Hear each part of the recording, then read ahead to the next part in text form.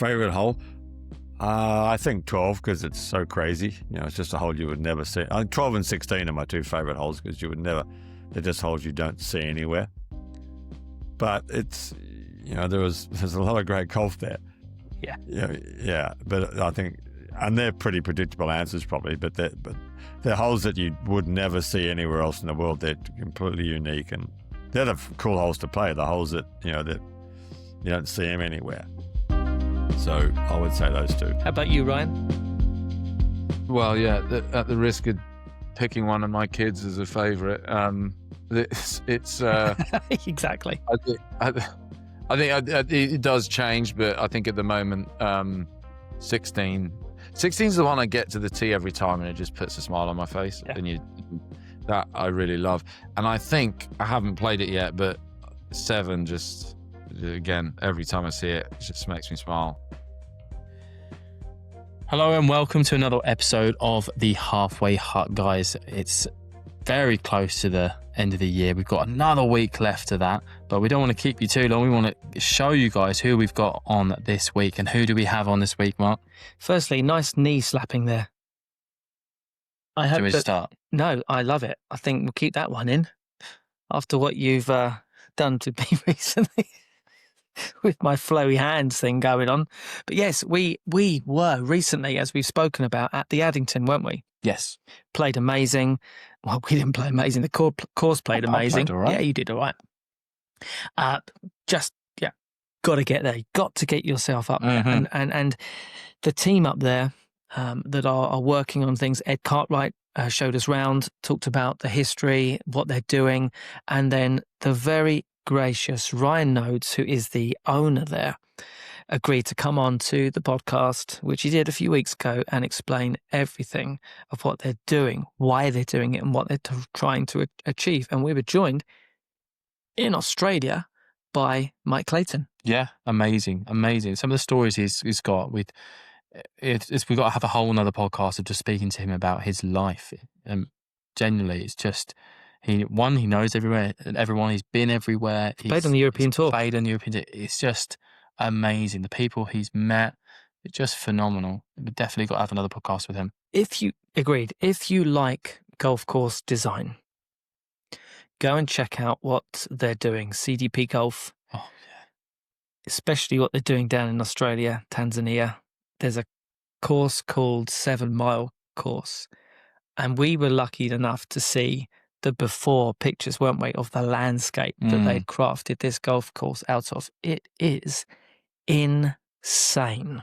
It's just a shame that it's so far away, right? I know. I'd love to go down there. The photos and the footage that, Ed was showing us, amazing. Something else. It's just, But clearly, as you'll see, Ryan is extremely proud of what they're doing there. Yeah. He probably explained more than Mike was able to about what they're doing. But it's a passion. It's a labour of love. It's his baby. It's his investment. It's his money, right? Exactly. So it's really nice to hear. And we are fortunate enough to be invited. Yeah. We hope that is still the case back in the summer. Because when we played it, it was a little cold. It wasn't too cold. It was just a bit rainy. No leaves on the trees. Yeah. Although they've taken a lot of trees out, there's not many trees left. Yes, but it still played phenomenally. It did. Like, for the weather we've had, and for the UK in general, like this time of year, it's shocking for golf. But they played so nice. The best greens I've ever played. Yeah? Yeah. And they said, Ed was saying they're not even at full speed at all. It was just a combination of the look, the feel, the undulations. Amazing. It's one of those courses, the Addington.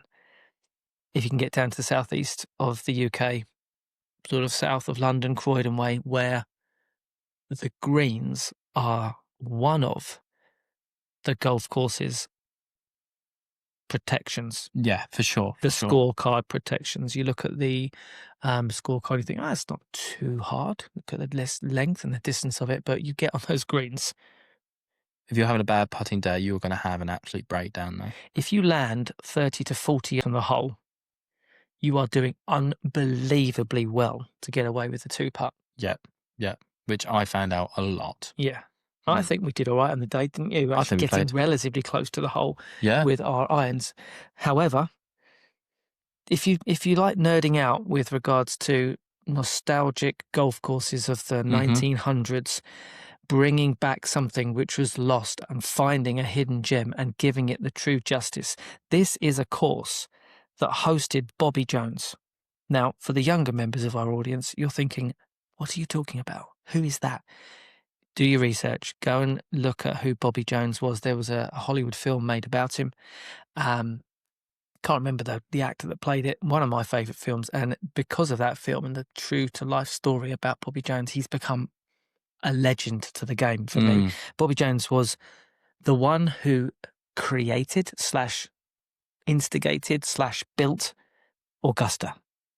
That tells you all you need to know. And it was his tribute to St Andrews, which he loved so much. He played there. Walter Hagen played there. These were the Rory McIlroys, the Scotty Schefflers. The Tiger Woods. The Tiger Woods of the 20s and 30s. So it's a pretty special place. Yeah. And if you go there, their pictures, their photos are all over the wall. And in 60, 70, 80 years, to go to places where Rory, Tiger, Scotty just hung out and played a practice round when they came over to the UK.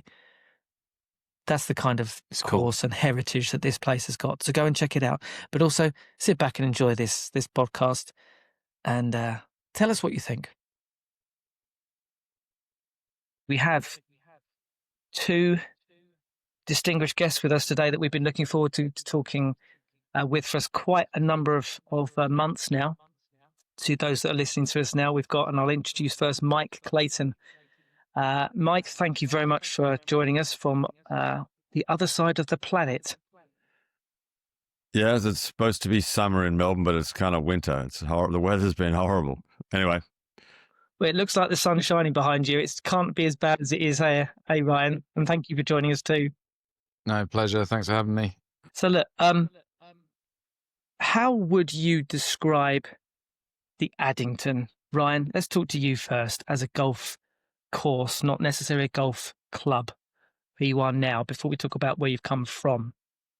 Yeah, so Heathland Golf Course is what it should be. Some of that's regressed and it's trying to be restored, but generally Heathland Golf Course, and its defining characteristic, I would say, is the topography, probably, with quite dramatic undulating ground, and a lot of that land reserved for the longer holes, which gives it a bit of an unusual feel compared to other courses that might use that for the par threes. So, yeah, that in a nutshell, I'd say dramatic topography, views of London, Heathland Golf Course. Yeah, 100%. And Mike, throwing it out to you, when you first saw the site, what was your first impressions? Well, I played there with Billy Longmuir maybe 15 years ago. And I played there because it had been in Tom Doak's book as part of the Gourmet Choice. You have to go and see this course because it's wild and crazy. And that was what it was. I remember the 12th hole, which is the one hole everyone remembers, really. But it was just another fantastic golf course in London. We were talking about it last night with James Morrison, who's down here, talking about golf in London versus Melbourne. And it's very similar, but, I think Royal Melbourne's probably the best of the courses in the two regions, but there's so much, there were probably 6 of the top 10 courses, if you combine the Heathlands and Melbourne, would be in London. It's just an amazing region to play golf. Yeah, I mean, we were very fortunate enough, thank you, Ryan, for helping arrange that, to go and play the Addington in its current state. We were shown around the clubhouse, the history. We was explained to us elements of the sort of the redefining of the whole package, so to speak, was explained to us. But one of the things that stood out to me was the picture book, aka the photos of where the Addington was, say, 5, 6, 7 years ago. I mean, how did you envisage it being as dramatic as change as you've got now, or was that clearly, obviously, part of the process based upon the original pictures from back in the 30s and 40s? It was hard I guess I was actually worried. So a lot of those old photos are you don't get the whole wider landscape, and it's on a hill. So as we've thinned out the trees, you're seeing more of that hill. And I think I was pre-restoration, I was probably really focused on like individual holes and didn't really appreciate how much of an impact there would be from seeing so far left and so far right of a given hole, and how it connects into the wider landscape and the kind of sense of scale that brings. And I was actually worried at one point that knowing, because of the topography, some of the fairways are quite pitched from one side to the other. So, everyone talks about, or there was a time everyone was obsessed with width and angles, and knowing that we'd like to get the corridors back to where they were, but that we'd probably have to go even wider than the average golf course just to deal with that slope. I was concerned that to get the fairways to where and the corridors to where we wanted them, we would actually start seeing holes merge, because the tree lines weren't like super wide between holes. And yeah, it's been really surprising actually to see how much we've been able to achieve the widening the corridors, and yet there's still definition. There's still like a corridor between two holes, like separating them. So each hole isn't exactly coalescing with the holes adjacent to it, and yet the sense of scale on site now is incredible. Yeah, and we could see that from the pictures that we've shown, obviously, that Mark said, but also the views that you can now see of London as well. It really puts a real different atmosphere around the course. Yeah. But just kind of before we keep going down that, why was CDP rather picked for doing this restoration? I think I'd met Frank a few times, had a relationship with Frank. I didn't know either Mike at the time, but I'd kind of revered their work and involvement in various projects. And I think when Frank had a Heathland experience, and we'd recently then found out that Colt had been involved, because that wasn't known or had been forgotten since the 1930s. So you've got the Colt element, the Heathland element, and then I think I was also probably a bit averse to going with one individual, because I felt if there was when they announced the partnership, I don't know if I was thinking it consciously at the time, but when they announced the partnership, it was around about the time we were thinking about the restoration, and it was three people, all from different backgrounds within architecture. So, Mike DeVries being a shaper, and then Clayton obviously having had a playing career and still caddying for people and being outspoken and with views that I tended to agree with. And then Frank from more of an engineering sort of analytical background, and having dealt with some Heathland restorations in Holland and doing some work in the UK. There was a really great mix of experience there. And I just was very attracted to the more sort of collaborative approach versus dealing with one person. Yeah, that makes, totally understand. Yeah. And Mike, when it comes, obviously a lot of the information was lost probably in the fire. I'm sure there was a lot more information, paintings, pictures in the loft of the original building that sadly were lost. We should just say there's a clubhouse fire in 1952. I don't think we mentioned that, right? That's what you're referring to, right? Yes. Yeah. Yes. And I believe there's some other pictures that came out of the woodwork, so to speak, that were donated, and some paintings, etc. Mike, when it comes to the research element, what did that phase reveal to you in terms of maps, aerials, photographs? Well, just what it looked like. The place looked so amazing when it was open, and it was clear that getting back to what it originally was the concept of not changing it or not touching it did the opposite of retaining what Abercrombie wanted. It did the complete opposite. It completely lost what it originally was, and just taking it back to how it was it's an amazing transformation of a golf course. I've never seen something so dramatic as a hole like 16, which was completely enclosed by trees and narrow and pokey, is this big, incredible hole now. And 16 kind of encapsulates the craziness of the golf course. Holes like that you would never see anywhere else. There are so many unique holes there. You would never see 12 or 13 or 16 or 9 or 8. Or there are so many holes that are just unique to that golf course. It's interesting to hear you say that as a golf architect and a player that's played a lot of courses, been to a lot of venues. We felt that without seeing it or playing it before. We have nothing to sort of compare it to other than the photos. But as you just said, in essence, such a dramatic change over the last few years that's revealing something very, very special that a lot of my friends that I'm on various WhatsApp groups with who are golf societies, they always hold the Addington in such high regard. Until recently, I hadn't played it or seen much about it. And it's only when you get there, you see how much of a special, special place it is. The greens are unbelievable. Is there a special element to it that you've particularly enjoyed re-engineering or recrafting? Oh, just opening it up, really. I mean, just taking the trees out and showing how great the land is. And, we have a group of golfers in Australia who tend to, and I've got no idea why, they love being on a hole where you can't see any other hole. And, opening up golf courses and looking across the golf course is often the coolest part of the experience is seeing holes from different perspectives, which you can never do if the holes are closed off by trees. It's amazing to look at.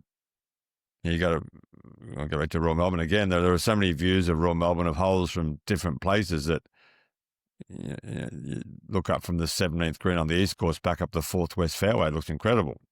And, why wouldn't you want to open those views up? And that's what Ryan's done really at the Addington, is open up all those great views across the golf course. Yeah, for sure. I mean, for the first course, you said that makes me think of, if you think of Amen Corner at Augusta, how different would that be if you couldn't see, if there was a line of trees dividing each hole and you couldn't see each hole? You can look down, it's 11, and you can see the par 3, and then you can see 13 tee box as well. It makes it much more picturesque being able to look across the course. And the Addington in that way is very similar. The hole I think of is 12, not 12, 13. So 13, the par 3. Yeah. The 13th, being able to have that hole in front of you as itself, but you can see the views from 14, and then you can see the 11 playing before you. I'm getting my numbers mixed up. The 12 hole. I'm saying, yeah. Yeah, absolutely. I mean, I managed to find the what is it, 1, 2, 3, 4th fairway when I played hole 2, and Ed was particularly glad because he said, "Oh, now you're going to get to see." Oh, now I'm going to get to see. He said it played from the other side of the fairway because, of course, you've created that not double fairway, but in essence it is. It's a really wide place, taking those trees out of the middle. Yeah. And the story behind 3, that par 3, 260, was that always in there? Because I don't know how long that was originally. No, that was. So there's. I mean, I think the course has been preserved almost uniquely compared to any other golf course in the world, as far as I can tell, because there was very little change. There was leadership that didn't want change and didn't have the money for change post World War II. So at a time when other clubs were changing in the 50s and 60s, before they kind of revered the history, the Addington never did and just got completely engulfed. So we took the decision that, one, we've got a course that's uniquely preserved. So we've got an opportunity to restore it in a uniquely authentic way, whereas other courses had lost a lot of their stuff and they're trying to restore stuff that had actually been changed and they're undoing changes. Yeah. We're just peeling back the layers to reveal what's there. So having said that, there are some opportunities to, where the game has got longer, some strategy's been lost on, say like a long par 3. The 3rd, for example, would have been a short par 4 back in the day. I mean, that all the tees are in the same spots, the yardages, the bunkers, the greens. The course is still very challenging today because, one, it must have been absolutely brutal when they designed it to play with hickories, but two, the topography is really what gives you the challenge. So we don't really have that many fairway bunkers. So, I mean, I think there's like 3 or 4. So we're not in a position where you have bunkers at 230 and they've all got to get moved because the game's gone longer. We haven't had to do that. We don't have to change any of that. And the course is still every bit as challenging. And so with that, we thought, well, we've got this thing that we're going to present almost exactly as it was. But then there's an exception where we're not scared of adding some additional tees if we think there's some cool angles we can offer, because again, it's just like another place to hit from. It doesn't mean it's not an authentic restoration in my mind anyway. And it is one of Clayton's favorite things to do, I think, is to go off in the trees and start finding different places to put tees. And so with that, there is an argument to say, well, there's almost like 2 parts of the restoration. One is like, let's get the course back exactly as it was. And then 2 is, if we're able to, we can offer some other tees, maybe that actually reinforce the strategy that a particular hole might have been designed with. So the third is like a drivable par 4. The original tee, the back tee, is 210 yards, but it's uphill and into the wind. So if you're playing 210 uphill into the wind with hickories, most golfers aren't getting to the green. And if they are, it's that last bit of the ball that is rolling up onto it. So today, that's not really the case. A lot of the better players are hitting it onto the green quite comfortably there with an iron. So there was, Frank first said to me years ago, he said, we could put another tee maybe like 10 yards back there just behind the second green. Because what we were going to do is we were going to introduce short grass around all the greens. So where you've got short grass around the greens, we can almost, one thing we really didn't want to do is see these like huge pads everywhere of tees. So if we are going to add tees, we don't want this ugly like 8 sets of tees that are all these blocks. But if it's just a flatter area within surrounds, you can create these sort of flows off greens that go into tees that double up as short grass surrounds. You don't really notice them. So you can kind of cheat and have a lot of teeing options without really seeing these ugly tees everywhere. So we were thinking about that. And then the second green really pitches back left away from play. And the back left was an area that we actually had a lot of space that wasn't then used for golf. There was this old like drainage pond that was kind of, not really, it wasn't really operating properly anymore. So we thought, well, actually, that's really the bailout area for the second green.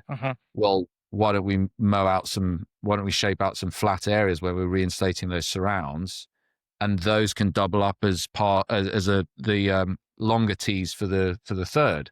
And you do actually play over the second green, but that's not, we already do that. We play over the 16th green from the 17th tees. And sometimes when you first tell someone that, they think, well, how can you play over a green? That's not safe. But really what's happening is when you're putting, you walk onto the next tee and hit. No one's on the green at that point. The other lot are in the fairway hitting into the green. So it works fine. But the idea was the back tee is 255 and it plays probably 275. And with the work we're going to do to the fourth tees, you're going to have a very large area of fairway essentially to lay up to if you want, short right of the green, and that's kind of people's natural miss anyway. And you pick your poison. Do you want to get on in 2? It's not an overly difficult par 4, but if you go for it in 3, it's probably the most severely pitched green on the golf course. So yeah, if you try and get on in 1, you're going to be in all sorts of trouble potentially if you don't hit the perfect shot. It's one of those things where like I get so many questions right now, like, is it a par 3 or a par 4? Because there's been a par 3 on the card for 70 years. And I think there's a funny thing in Australia where like the metric system is, they haven't got this round number problem. Whereas in the UK, anything under 300 yards, people think is Mickey Mouse if it's a par 4, but you can have a great 280-yard par 4, in Australia, right, because no one had this 300 yards is 267 meters. Well, no one cares about building a 263 meter par 4 because 267 is not a round number that everyone's scared of going below. So there's some really great par 4s that are like sub 300 yards. I would say the 3rd plays and 13 play like really cool short 4s, drivable par 4s. And you've got this hole that if I say to you, it's a par 4, you say it's a great hole. And if I say it's a par 3, they go, well, that's a terrible hole. It's the same golf hole. I've literally just given you a bit of paper that says a different number on it, and suddenly you think this hole's bad, and a minute ago it was great. Yeah. It makes no sense. So anyway, don't get me started on that. But the short answer is it's a par 3.5. I mean, I see people very regularly play off the 170 tee. They're hitting driver and can't reach the green. Right.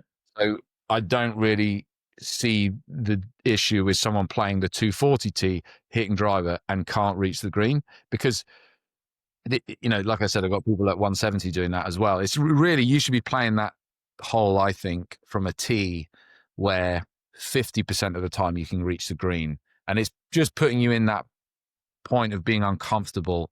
Do I try and force one up there? Should I just lay up here? It's 240 yards. It's not a difficult 4. And actually 240 off the tee, PGA Tour average is 3.8. You're meant to make 4. You make 4, you're only losing 0.2 strokes off the PGA Tour average. And yet I've got many golfers that will make 4 there and be annoyed because it says 3 on the card. Right. Sorry, you got the rant. That's a particular one that I'm thinking quite a bit about at the moment, and whether or not it's a 3 or a 4. I don't have a good answer to. If I could get rid of par, I would. It shouldn't even be on the scorecard. But yeah, we play so much table that we can't get rid of it. I don't know why the Americans have it on the card. Just get rid of it.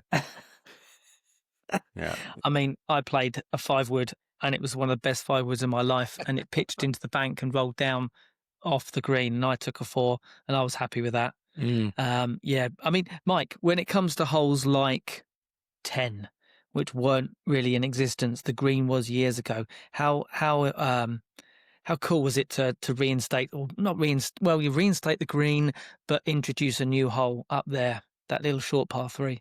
Oh, the par 3? Yeah, that was great fun. And I think it's a wild green. I would love to do, Mike built that green himself, and I would love to do something like that in Australia. We've got something in mind here, but I think that made the next hole a better hole. I think that's a more interesting hole as a par 5 than it is as a par 4.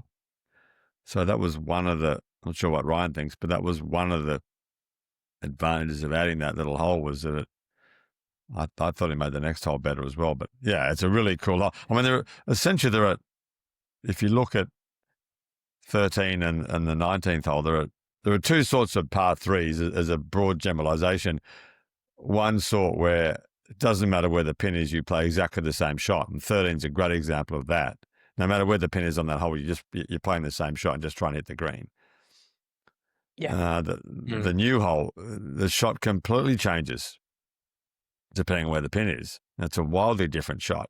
And there's obviously a place for both sorts of holes, but and there are lots of examples. Well, there are 2 examples of, 13 is a great par 3 where if Ryan decided to never put a pin in the green, wouldn't change the way anyone played that hole. But the new hole, it's a wildly different shot depending where the pin is. Yeah, absolutely. And what you were just saying there, Ryan, about I particularly enjoyed the tee boxes. It's such a small thing. I think it's a new tee box on 12 that just kind of rolls off the 11th green, and you find yourself on a tee. Beautiful hole, that par 5. What you've done there, clearing out that heather, allowing an actual landing spot, but making it challenging for some of the longer hitters as well. Has anything changed as you've opened up the course, thinking about the modern game? Has the brief, or did the brief change as you started to uncover the course?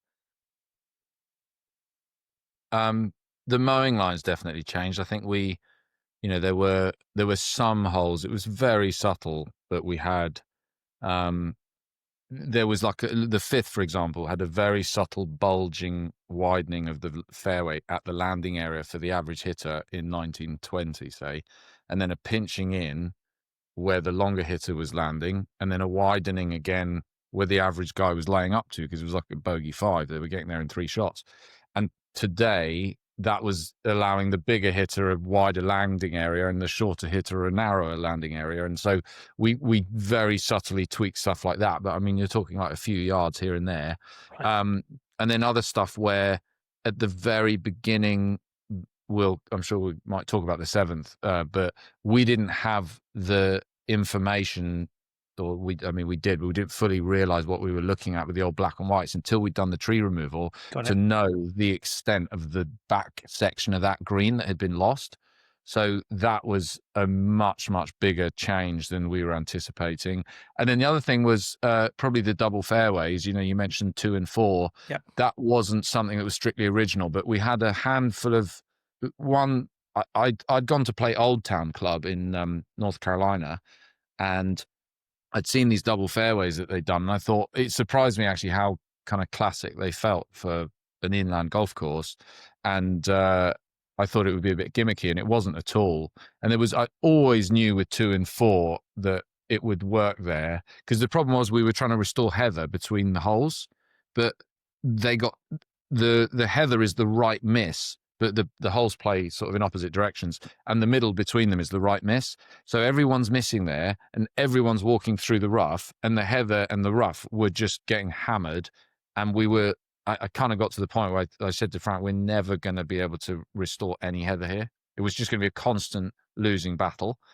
And so we basically looked at the idea as to whether or not we could then do a double fairway and just connect the two.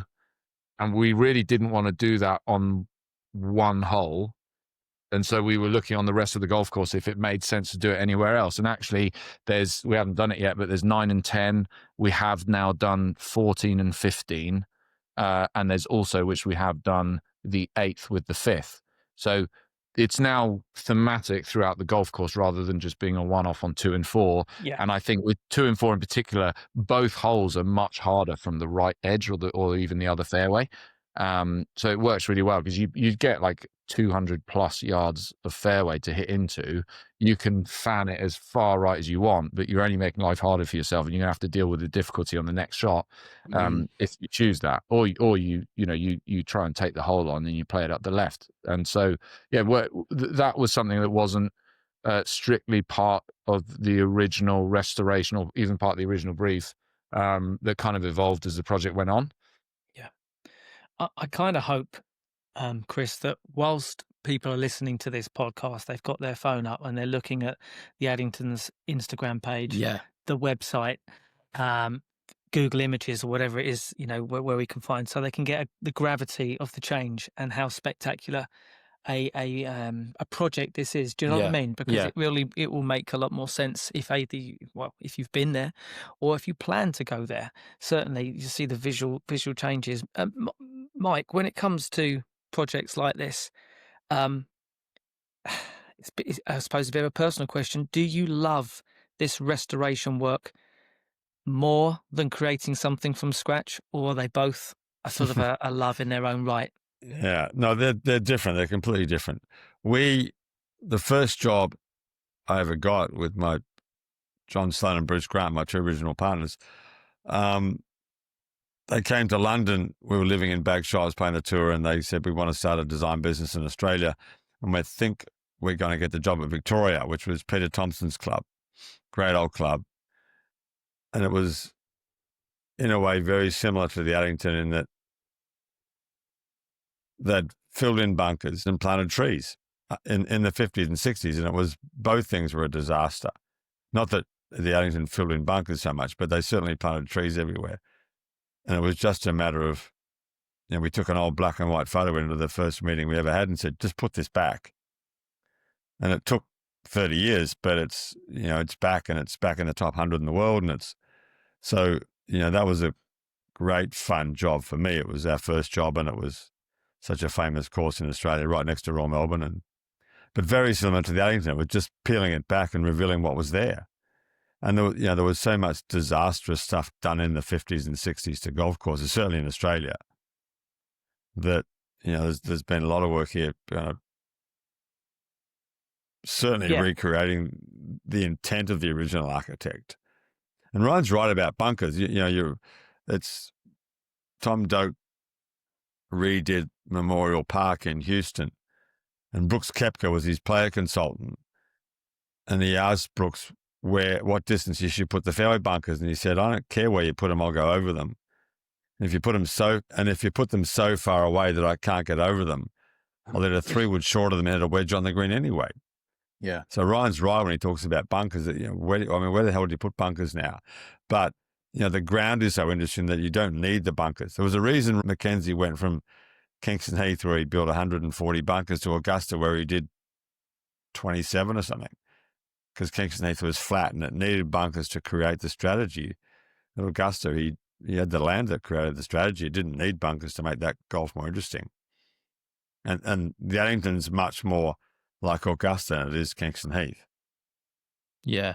I mean, when you were saying about bunkers just then, I was just thinking of all the bunkers that I went into when we played it, but also they were placed very well, but they weren't the main feature. I wasn't getting to a tee box and saying, "Oh, I need to aim away from that bunker," or anything like that. Yeah. It was more, I did have to think about where I was trying to hit the ball, but it was still very pleasing to the eye. I wasn't thinking, "Oh no, where on earth do I hit this? I'm in danger everywhere I go."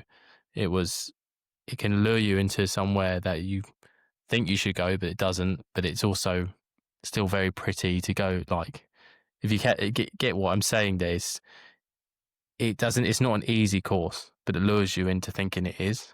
Yeah. If that makes sense. Yeah. I think topography as well is like, just thinking about this now, your people will often say the kind of architecture naysayers would say that actually modern golf, you don't need to think about strategy, and maybe they're right, who knows, but if there's a bunker, you're right, I don't find I'm really thinking about bunkers that much on a golf course. But if there's a massive slope to the fairway for all the way across the whole width of the fairway, it slopes hard to the left, I feel very much, it's like a visceral feeling on the tee that I'm trying to hit the ball up the right or work it left to right to kind of hold the slope. So it's way more interesting using slope instead of bunkers. But you got to have a good site for that. So we're very lucky. As Clayton says, like, if you got a flat site, you're gonna have to do more bunkering, because that's what's gonna give you the strategy or the interest to play, because it's not there from the topography. Which is why it's why the 13th at Augusta is one of the best 2 holes in the world, probably. That it's got that massive slope from you're trying to hit there's a green that once you hit a fade into it off a massive sloping lie, but the further you can get it left by the creek, it's the flatter the lie is. But that's why it's such an amazing hole, and it's all created by the slope in the fairway. If that was a flat fairway, the hole wouldn't be anywhere near as interesting. Yeah. It's interesting you talk about that a lot, Ryan, the topography of the landscape. Have you found, both of you, that there's been no major earthquakes in England in the last 100 years, but have you found that the landscape has changed somewhat from the pictures compared to where we are now? Even a little bit, that's involved you having to sort of calibrate some of the ground in any areas? I don't think so. I mean, even greens like that are set into the sides of hills, people say, "Oh, the greens, dropped and moved, and it's more sloped." And I don't think that's really happened. I mean, there's no way to know definitively. Maybe it has fractionally, but the reason I think people say stuff like that is when a green's too severe. Well, I think it's too severe because the greens are stimping at a 10.5 now, whereas you look at the USGA data from like 1955, the fastest US Open green speed was something like 6'1" at Oakmont. Well, I mean, our tees probably stimp at 7, so like we're like US Open green. I mean, so can you imagine how slow they must have been in 1920 at a non-US Open venue, just to kind of, not middle of the road course, but like a non-major course in London. It's these greens were probably stimping at like 4 or like max 5. Wow. So yeah, I think that's more to do with it. But in terms of there is one thing that actually we know has changed, and that's actually, it's kind of micro stuff. But what is something that we're starting to look at more now is the next phase in the project, really, that people might not, no one really notices this unless you point it out, but all the greens are shrunk. That's for starters. That happens everywhere because generally what happens when you're mowing, the greens are mown shorter than the surrounds. So when you got a mower set like to mow tight grass, you don't want to take it over something that's too long because it will scalp it. So everyone always gives it a fraction of a buffer, and what you get over decades is greens start to shrink. So you have to, I think I heard the stat, the 2010 course at Celtic Manor, in I think 10 years after they opened, they GPS'd the greens and they'd lost an average of something like 2.5 meters from the edge of the green in 10 years. So there's this creep, and you lose loads of pin positions, which is where all the interesting stuff happens, on the edge of the green, because that's where like the tight pins are. Yeah. But what happens when if these greens have shrunk, say 70 years ago, which in our case is what has happened, then for 50 to 70 years, you're top dressing an area in the middle of what was otherwise the wider green. So that top dressing is adding material, and you get a rising level of the green. But the edge where you're not top dressing, that is no longer green, is not rising with it. So you get this center section, which is like 2 to 6 inches higher, depending on the green or the amount of top dressing, than the edge that you're reclaiming. So now you've got these like upturned saucers, very subtly, but these kind of roll-offs, and these sort of steps, I call them collar dams, where like right in where you want to reclaim these pin positions. So it makes it not pinnable, and it makes it not really, in some instances, you have it like our first green pitches quite severely from the back to the front, and you get this effect where it then rises up to the back, and instead of just rising naturally into the back mounding, it then goes down to the original green height where it hasn't been top dressed, and then goes back up into the back mound. So you have this sort of hollow at the back that was never meant to be there, that holds water. And if you're short-sighted long, you've then got an upslope to chip into coming back, instead of it all running away from you and making the shot harder. So it's very subtle, but those things are changes from what was there that we're having to undo. And that certainly is something that happens at every golf course, and you sort of can't unsee it once you do see it. But yeah, something we're focusing on over the next sort of 4 or 5 years is undoing that. But it's real like micro stuff. Yeah, 100%. And what's interesting, without going into specifics of why or where, was the vast amounts of natural, local, let's call it, sand that you've been able to reclaim, ready to be used in various elements of the course that we were shown around, which is, it's quite fascinating to keep something so sort of historical. So I don't know what you'd call it, but that's, where does that come into play? How do you mean? Sorry. But there's you've got some excavated sand, I believe, in there's like there's a seam of sand that runs through the site, which we discovered, and there were reports of it in old newspaper articles saying that they had sand on site. So this was the bottom of the sea, I guess, like 65 million years ago. Apparently, why it drains well, it's a sandy soil site. So we're very lucky to have a great site to work with. Yeah. So correct me if I'm wrong, is the 7th a completely new hole, or has that been restored and just redesigned? We, as far as we know, it's as close as what we understand to what was there, right? As what we were able to restore, if that makes sense. Yeah. The front section is the par 3 that everyone's been playing for the last 100 years, and there's a whole nother section of green at the back behind that green that we've been playing, that was essentially the back half of the green. So we've restored that back half and dealt with these collar dam issues I was telling you about on the front section. So the whole front section is a half pipe, or was meant to be. It's one of the, if not the only real major change to the golf course that they made. When I was saying it's been uniquely preserved, it's the only major change to the golf course is the right side of the 7th. In the 1950s, the committee, there was a very brief period between Abercrombie not being involved, World War II, and then the new lady owning it, where the committee basically made some tweaks and they said, look, the right side of 7, you hit your ball there and your ball bounces onto the green, which is what it was meant to do. But back then, this obsession with fairness, I guess, is a word that I get Clayton will love. But they said, it's not right that you miss the green and end up on the green. So they added these grassy hollows that catch your ball and stop them going on the green. So we undid all of that and restored that original half pipe at the front, and then that whole new section at the back. But that front section fundamentally is exactly the par 3 we've been playing for the last 70 years. It's something else, isn't it? It is. I can't wait to, one, play it, but also watch other people play it. If that makes sense. It's a 100-yard long green, and 2 very large punch bowls essentially on separate tiers.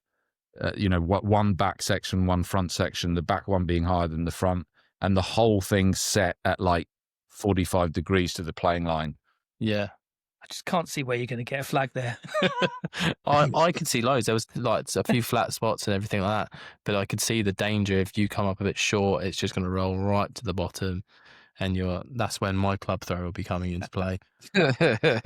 Well, so we had a decision there where what we found was that the back section, there weren't many pin positions, and if it was a standalone green, it might have been too few, but because you had the whole front section as well, as a whole, we sort of took the view that we can restore this, more authentically and not have as many pins, because the whole of that back section was like 5%, which at modern green speeds isn't really pinnable, whereas in 1920 it would have been.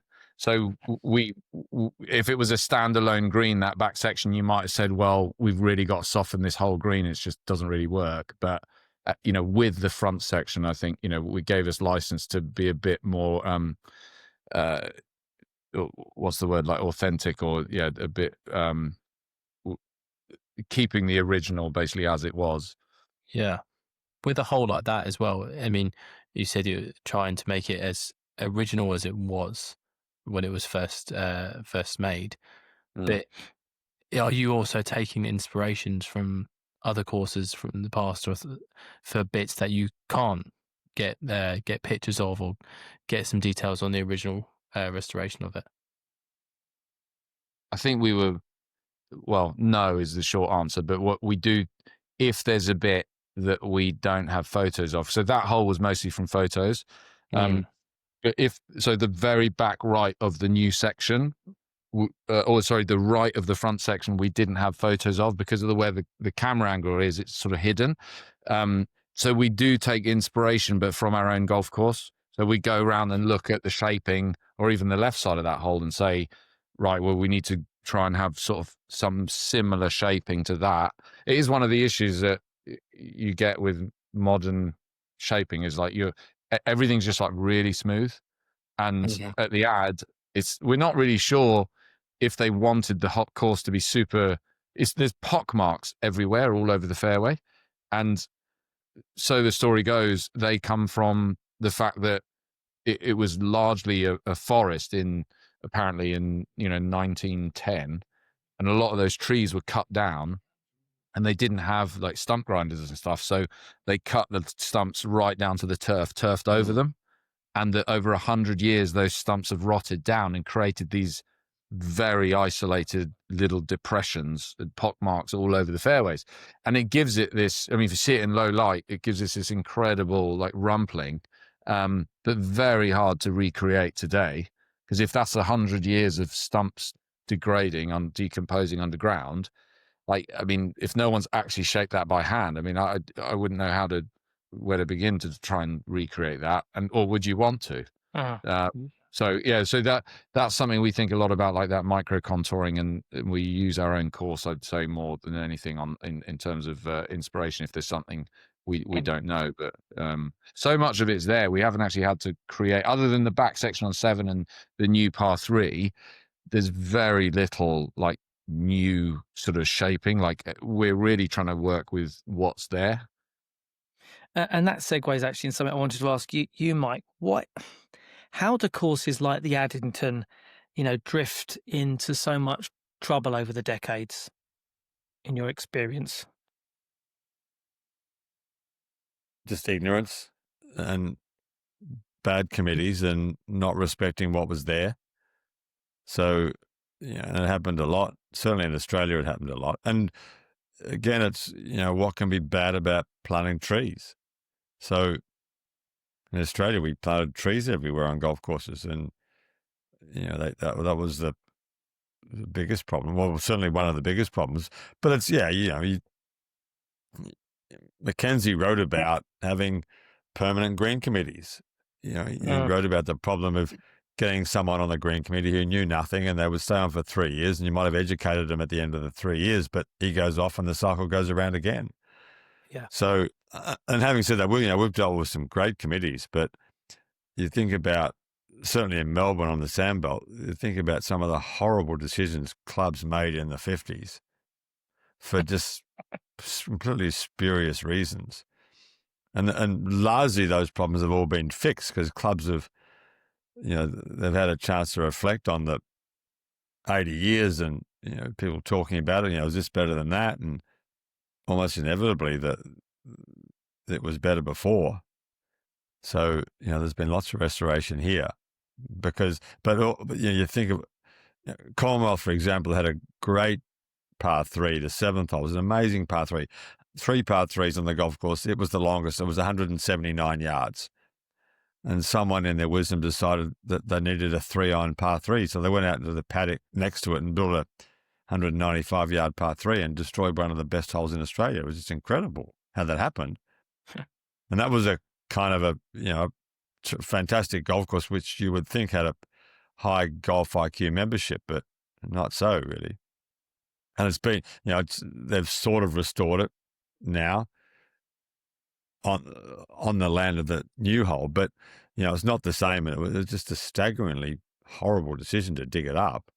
But that was an obsession with length. I mean, because all the it was an Australian Open course. They'd played the Open there in 1967, and they wanted to remain relevant as a championship course when it was kind of on the shortish side, but how many tournaments are you going to have there? And why do you want to dig up a great par 3 for a tournament that might come along once every 30 years? I mean, it's ridiculous.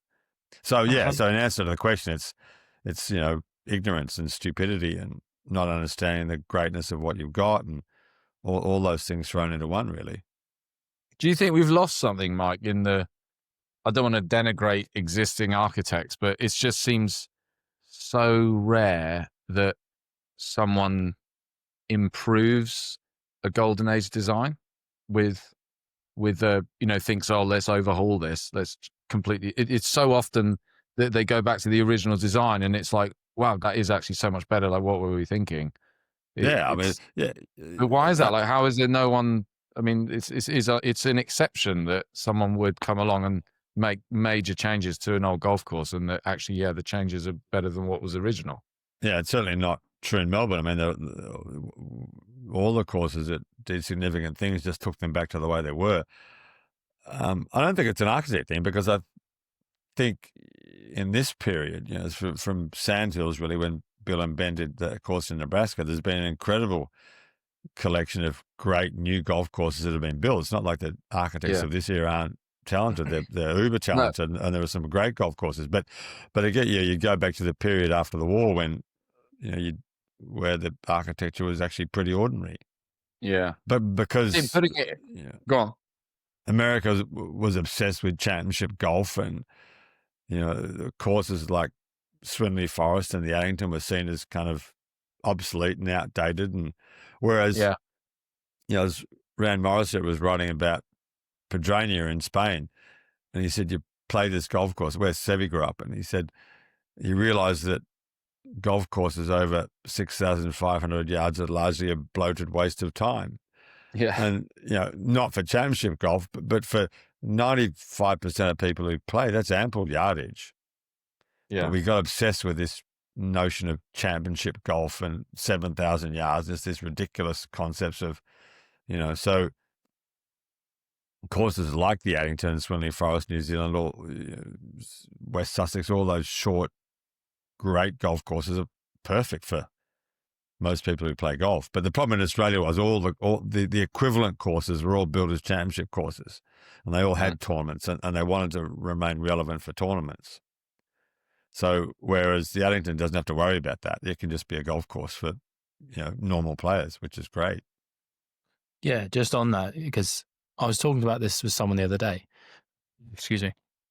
That it's with golf, it's quite interesting that you get to play essentially where the pros play. You can't take like United, you can't go and play Old Trafford.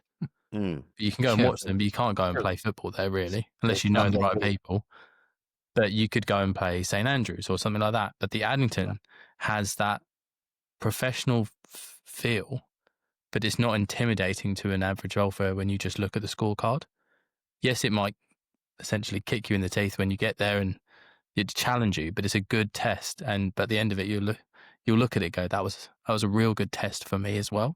That's the argument over course design versus length, isn't it? 100%, yeah. What Mike and Ryan were just alluding to. Yeah.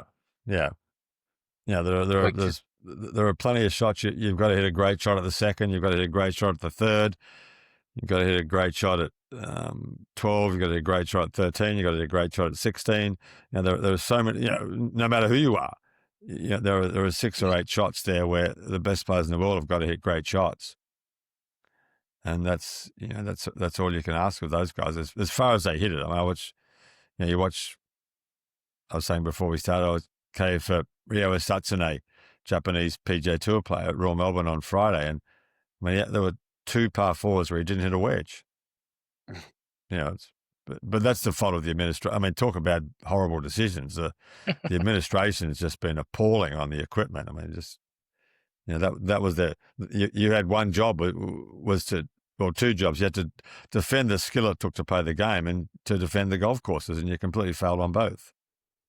We're never going to protect against those guys, though. I mean, that's no, you're right. But you can, I watch Seve and Tom Watson play at Royal Melbourne with, the long par 4s with drives and midlines, and here they're just wedges. It's just. Yeah, I mean, what did Seve hit into the road hole? It was a 4-iron, I think it was, or was it maybe a 6-iron? Well, Seve had a 6-iron out of the left rough in 84. But Watson hit it down the right and hit a 2-iron. I mean, that was a. I mean, of course the conditions changed, but Cam Smith hit a wedge in it, didn't he, when he won there in whenever that was, so you got us on rollback now. Yeah, well, it's an interesting conversation generally about architecture now, because I mean, you've been quoted, haven't you, Mike, as saying if Mackenzie, was alive today, he'd be saying to the R&A, what on earth have you done with St Andrews? What would he say when he hears that they're going to lengthen it even more? He'd be apoplectic at what's happened. I mean, he was going nuts in 1930. It's literally a game he wouldn't recognise. I mean, I barely recognise it. Again, talking about Rio, when he said, "I'm medium to short on the PGA Tour." I mean, you can't believe how far this guy hits it. I mean, it's going to be amazing watching Rory play this week, and just the great thing about Royal Melbourne is that Ryan was talking about how holes sort of narrow up, but Mackenzie didn't intend people to be driving to as far as they're driving now at Royal Melbourne, but almost on every hole, when you start going way down there at 340 yards off the tee, those holes get super dangerous and super narrow. So it makes it a brilliant course for the members, because the members are playing to all the wide parts of the fairways. But the further down you go, it gets scary narrow. So, but the pity is that, I mean, I played with Watson there in '84, and we were hitting drivers on almost every hole. I mean, Rory's going to hit 3 drivers this week, maybe. Yeah. Persimmon Woods, I'm presuming. Persimmon Woods and proper golf balls. Yeah. Back when the game was great. Yeah. It affects the economy though as well, right? Because these courses, like say on the PGA Tour, to protect against those guys, they're having to get them so firm because they're coming in with so much loft. Whereas if the ball wasn't going quite as far and those guys are hitting, say, like 2 irons, 6 irons, whatever, there's a bit less loft, and the green doesn't have to be, the ball's just coming in flatter, so it's going to be harder to stop it. So again, There's so much money now that's required to keep those courses in that condition to be able to host those guys, or they just become like the course just gets completely taken over. So it's like, you all these issues you see spiraling all do, have one common problem that you could fix. It's, if people complain about the sustainability, the amount of money it costs to maintain these courses. I mean, that's more of like an American problem with, golf is relatively cheap in the UK, thankfully, and a bit less so in Australia, but a hell of a lot cheaper in Australia than it is in America. But that's a factor of, again, that's just like keeping up with the Joneses. We've got to protect the golf courses, and again, like the wrong mentality, trying to protect the golf courses against great players to start with. But your only chance is to get the course like super, super firm, because it's the only thing that gives you any challenge. If you're hitting a ball over a bunker and you can stop a 3-iron within a foot, like that's not really a challenge. Yeah. So, but if that 3-iron doesn't stop, then you're having to give the carry a bit of a more buffer to get over the bunker and make sure you get on the green. You're running the risk of rolling right over the back. Yeah. So, and then you might start thinking about, well, next time I need to come in to the green from not coming in over the bunker. So, I can land the ball a bit shorter. It's so I don't know what they're going to do with it, but 2028, isn't it? This like modern local. The Open's there at 2027. I don't know if they're getting it ready for that. That was where my head was at. It's 28 for the pros and then 2030 for the amateurs. Oh, right, okay.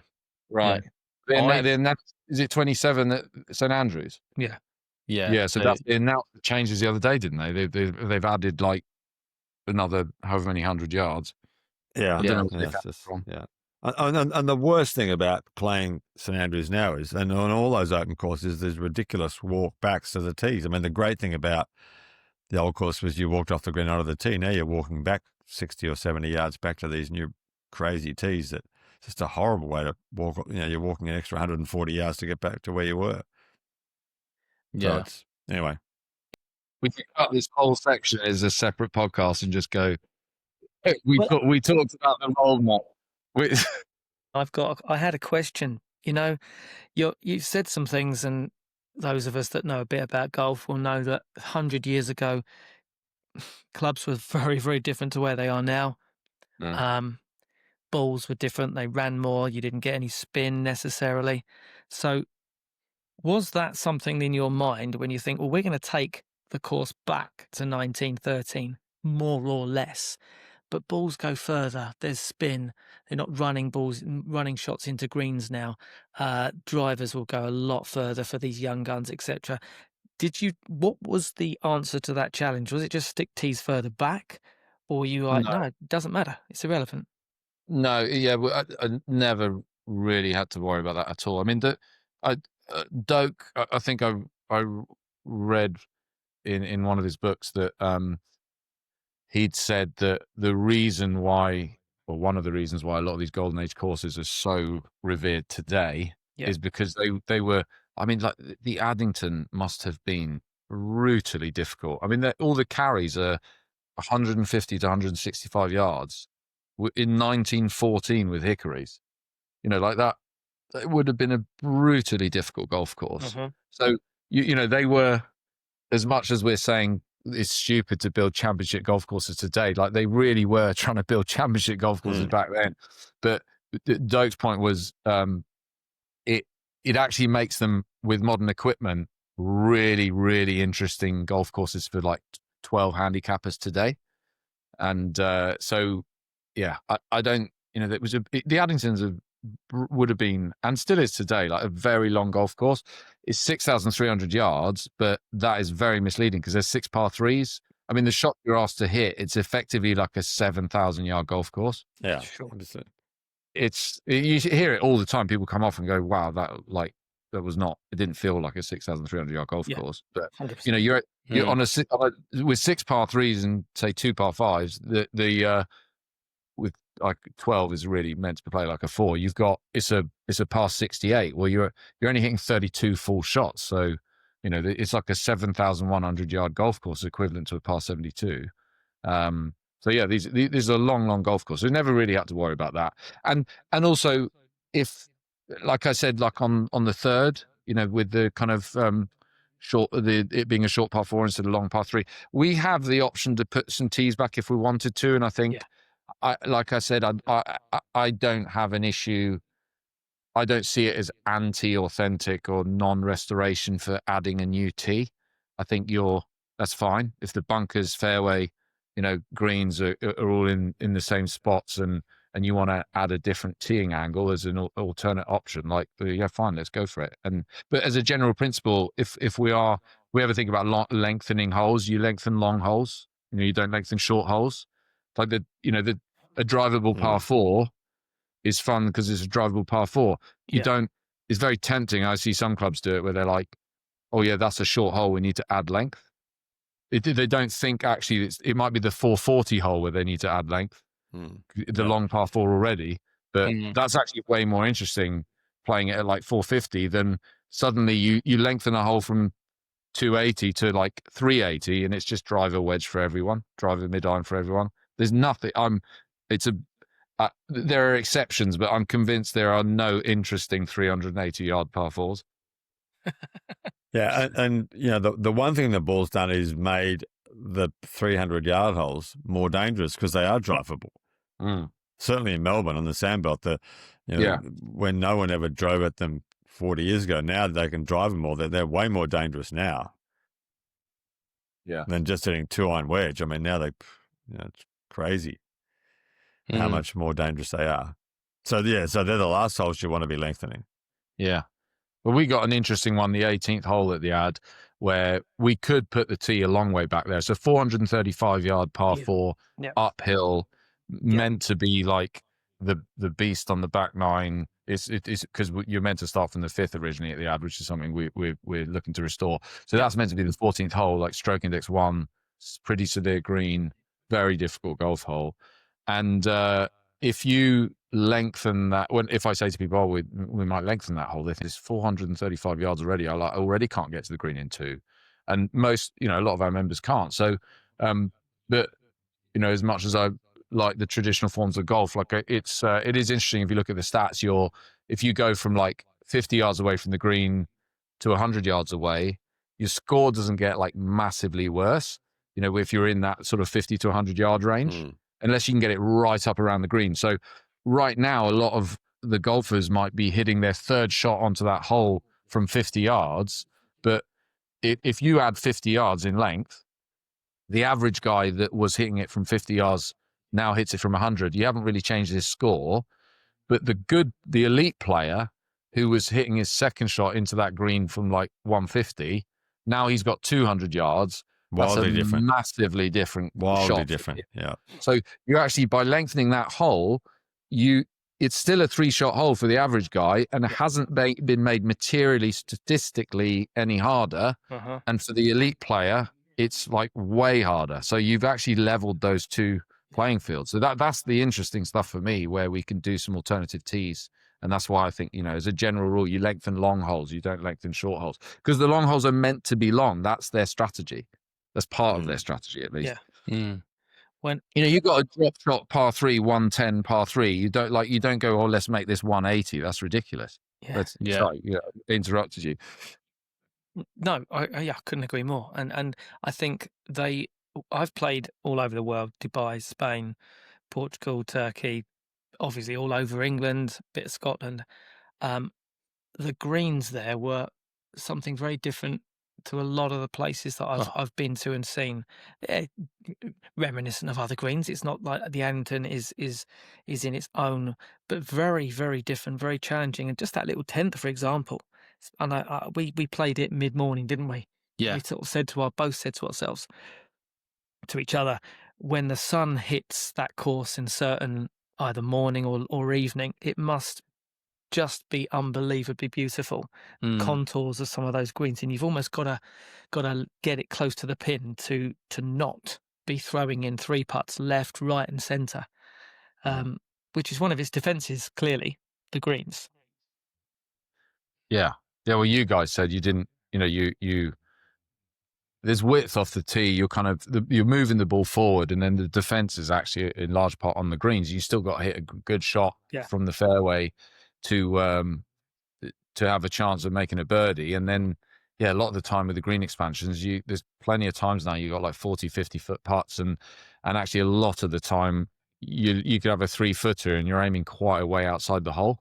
And that's one of the things it was known as a positive thing in its design. I was reading Bernard Darwin wrote in the 20s, I think, that when it kind of been that, it would have been in the, like, very soon after the course was built. He basically said that it was refreshing that at the time the style was everyone wanted these big undulating crazy greens, and that the ads greens were generally quite flat, but they were very pitched to one direction, you know. So across the green, you don't really see all these micro contours, but you get quite a big break from one side to the other. And in a way, it makes it harder. And because that slope follows the wider topography, you often don't see it, because everything around it is sort of on the same pitch as well. So you're not really seeing the relative pitch, if that makes sense. So the time and again, you get people come off the golf course, and they're like, well, the downhill putts are so much faster than you think, and the uphill putts are way slower than you think, and you never give it enough break on the side hill putts. And it's just because the slope's actually a lot more severe than people realize. Because again, it's just designed for old green speeds. But we've decided that we're not dumbing any of that down. There is going to be some quirkiness there, but that is the defense of the golf course. It's what people are going to come and see. It's authentic, and I think we're trying to sell that is what we're about. You know, people will go to Oakmont and putt off the green and rave about it, whereas there's a little bit of a cultural difference there in the UK.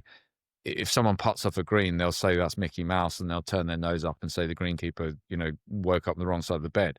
So but you're seeing that change. I think stuff in America tends to kind of filter over here eventually, and people are, starting to enjoy that. People go to Melbourne to, hopefully putt off a green into a bunker. You hear people talking about that, and they get excited by that. And that's, you're starting to see a little bit of a cultural shift in the UK where people are appreciating these old golf courses for those quirks. Yeah, completely. It's funny because we've had a couple of these conversations, and we've both agreed that talking golf course architecture is not really conducive to a relatively short podcast. It's something you can go on and on for hours and some. There's too many questions flooding into my head, and we don't have time, unfortunately. But it's clear that you've done something very special there. And you said this earlier, Ryan. Not a lot of people, maybe they're not in a position to, because it's not a cheap game to do what you're doing there. But it's nice to see that it's being done, and clearly from the accolades that you're getting from those that are looking in, sort of waiting to see the final product already, that you've received some very high praise indeed. So it's amazing. Let me ask you both, Mike, start with you. If you can, I know you haven't been there for a while. What is your favourite hole at the Addington, and why? Favourite hole? I think 12, because it's so crazy. It's just a hole you would never see. 12 and 16 are my two favourite holes, because they're just holes you don't see anywhere. But it's, there's a lot of great golf there. Yeah. Yeah. But I think, and they're pretty predictable answers probably, but they're holes that you would never see anywhere else in the world. They're completely unique, and they're the cool holes to play. The holes that, that you don't see them anywhere. So I would say those two. Okay. How about you, Ryan? Well, yeah, at the risk of picking one of my kids as a favorite, it's exactly. I think it does change, but I think at the moment, 16 is the one I get to the tee every time, and it just puts a smile on my face. Yeah. And that I really love.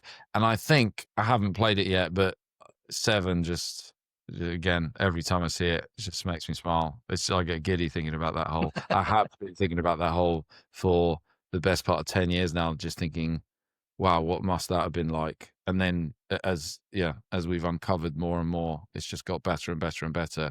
And now to have finally built it, and can't wait for the spring to properly see how it plays.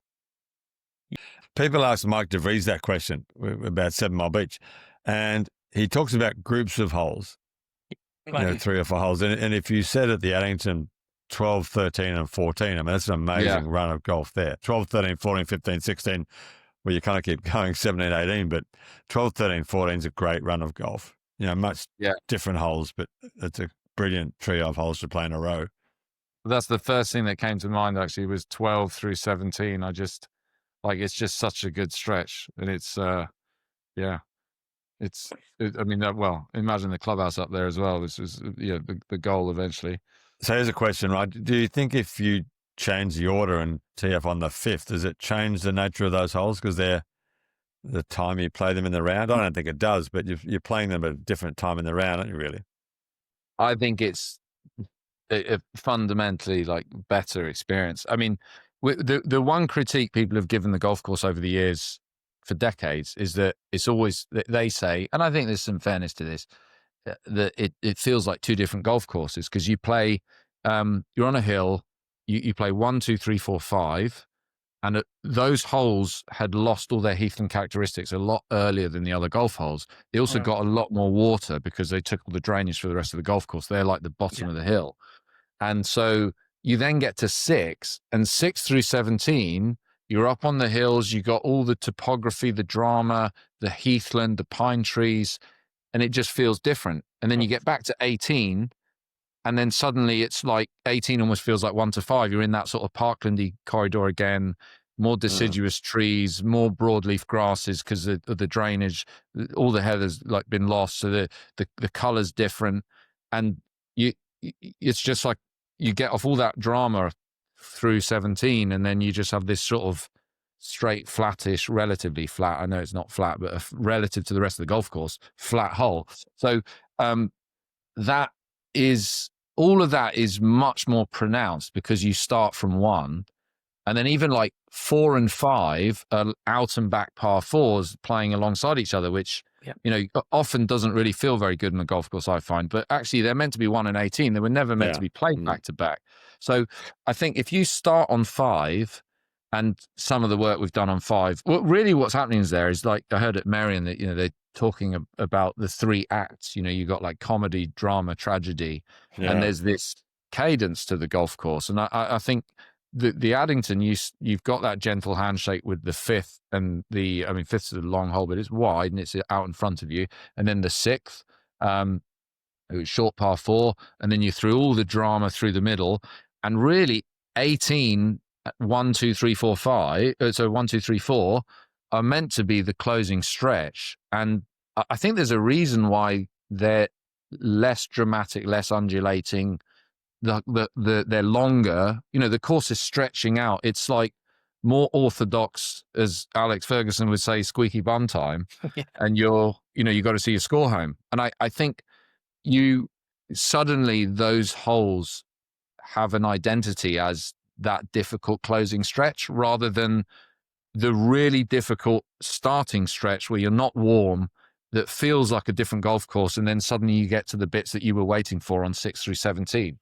So I've been convinced for a long time. If you start from 5, which I do often, and you get round to 18 and play 2, 3, 4, it's just it's such a good finish. And I'm convinced they're really good holes, and they just don't get any love because of where they are in the round and how they are aesthetically, all of which we're looking to change. So I would say very, very, very, very impactful depending where you play. I mean, where was it? Rosapenna had this, and they originally had the 9s flipped and had a lot of underwhelming reports in the kind of preview play, and then switched the 9s, and it's number 52 in the world. Yeah. Can't argue with that, really, can you? No. I mean, when we came off 5, which is what 5 is now, and we're walking off, walking off the tee box of 6 to, our shots. I said to Kris, and I think I probably need an architect to explain this to me. So you're perfect, Mike. I alluded earlier that I've played a lot of courses in England, and so many different courses. This isn't to blow smoke up, anyone. It's almost nodding our cap to, Abercrombie and Colt, but every hole intrigued me. And I've always found that even on the top courses that I've played before, there's always a few that feel to me like filler holes, where they didn't quite know what they were doing, or I don't know, maybe it didn't suit my eye. Every hole to me had its individual character, which I know was one of Mackenzie's 13 principles, although he wasn't involved necessarily in his project.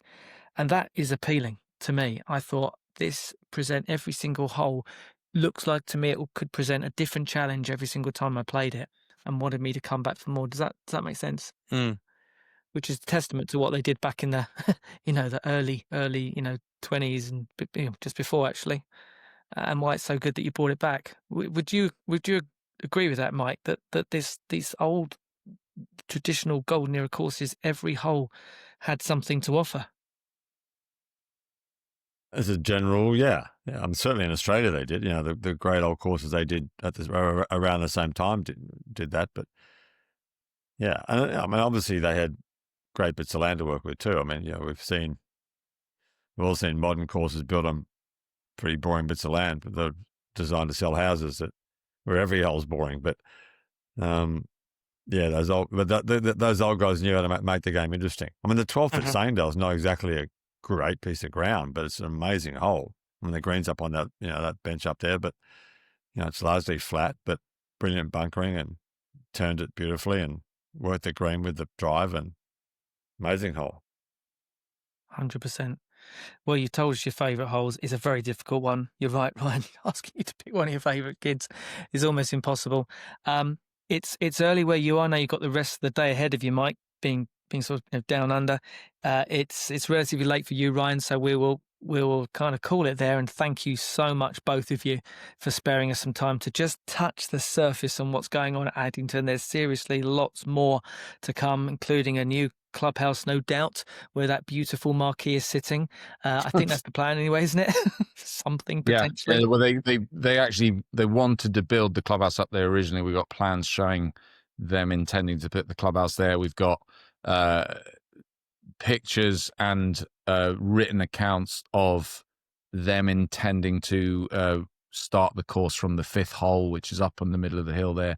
So yeah, we for the integrity of the golf course and its restoration, we're adamant that we want to put the clubhouse back where the original architects wanted to put it, and route the course as they designed it.